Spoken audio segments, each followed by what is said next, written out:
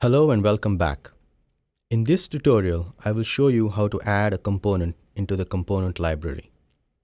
Let's get started. Make sure that there are no designs open. Under the Tools menu, select Component Library.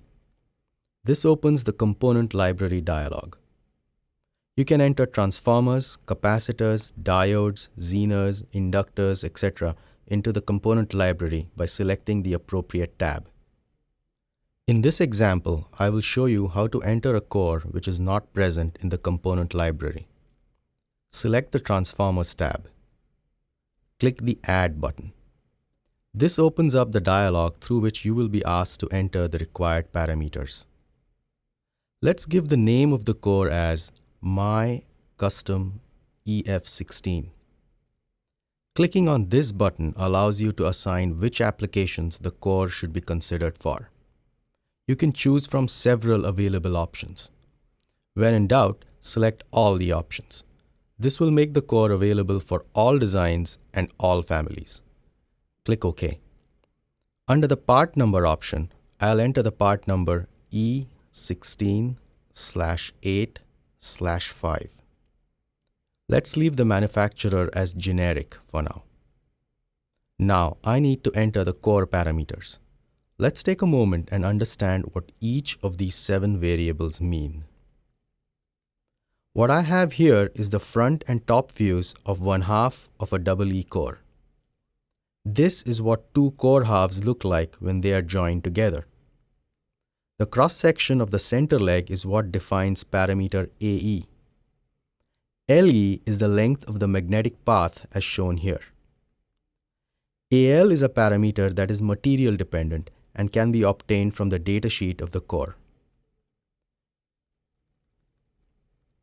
AW is the window area as shown here. The product of the window area AW and cross-sectional area AE define the power processing capability of the core. That leaves us with the other 3 parameters required in defining the core. This is a front view of a vertical bobbin. The parameter definitions remain the same for horizontal bobbins also. Parameter BW is the bobbin width. Parameter LT stands for length of a single turn and is literally the length of a turn going around the bare bobbin. This parameter is used in estimating the copper losses in the windings. The parameter BFW is the bobbin fit inside the window and is used by the software to determine whether or not the core halves will fit around the windings. Many times this parameter is not listed in datasheets and should be manually measured. A reasonable approximation of this variable is made by dividing the window area AW by the bobbin width BW. Allow for some loss of fit because of the thickness of the bobbin walls. With this explanation, let's enter the parameters relevant to our new custom EF16 core. The AE is 20.1 mm square.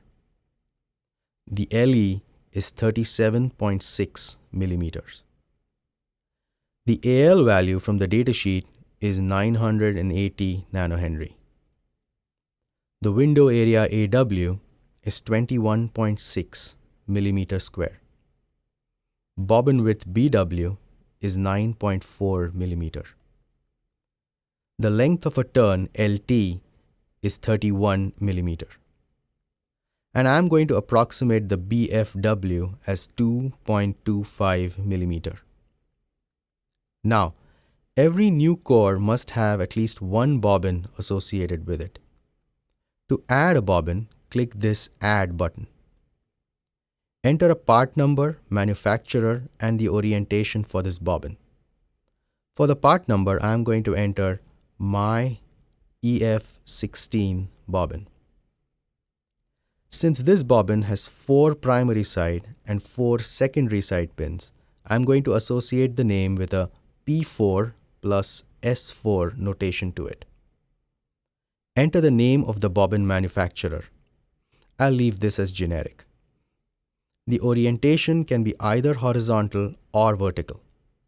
This bobbin is horizontal, so I will leave this as horizontal. The parameter BWW is the same as the bobbin width and will be 9.4 millimeter in this case. The built-in margin on the left and right hand side is the distance from the winding area to the pins.